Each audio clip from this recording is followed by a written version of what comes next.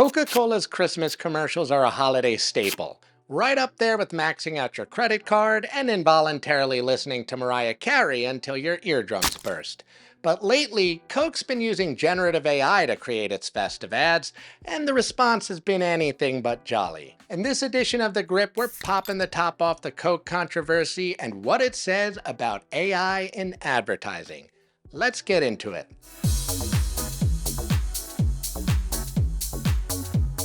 For the second year in a row, Coca-Cola used AI to create an homage to its legendary 1995 Holidays Are Coming commercial. And just like last year, people hated it. Here's why. First, people don't like AI ads. Less than a quarter of US adults view them positively, and just over a third say that they'd be less likely to buy from a brand that uses them. Beyond ads, public sentiment on AI is slipping overall. YouGov found that the number of Americans who view AI negatively jumped from 34% to 47% in 2025 alone.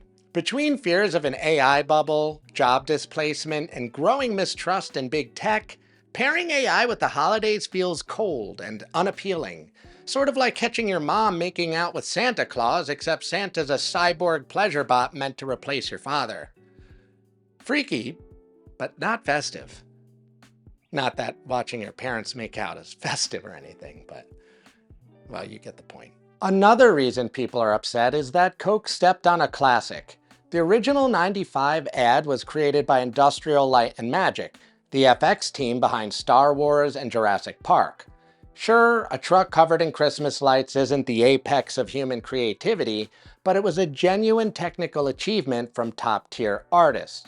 But the new ads look like something anyone could whip up in Sora, which, by the way, Coke actually used. This is Coke we're talking about. You know, the company that's responsible for popularizing the modern Santa Claus.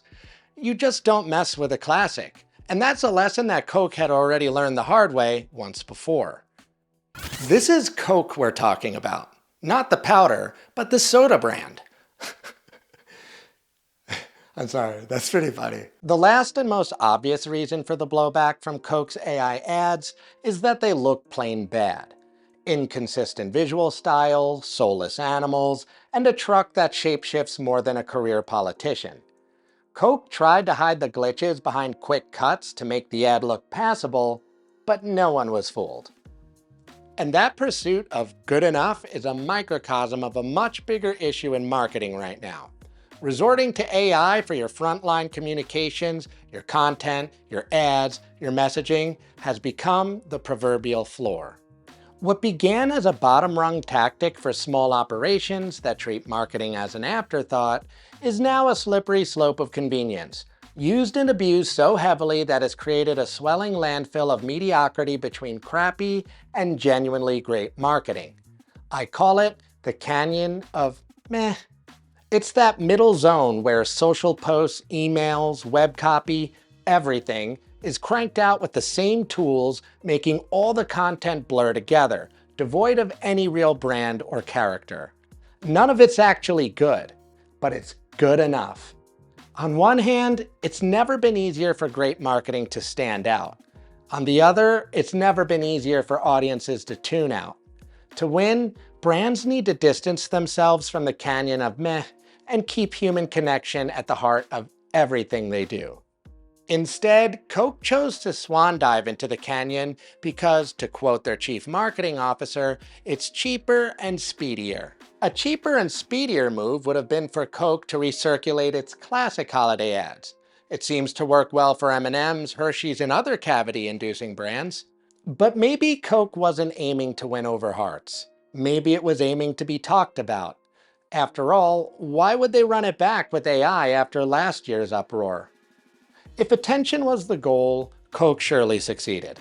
Its ad has been the most talked about campaign of the Christmas season so far. It generated over 50,000 social posts and over 1 million engagements. The only catch is that 63% of all of that skews negative, and that number keeps climbing. That's not a shocker. AI ads are controversial. The next time you see an AI ad on social or YouTube, check the comments.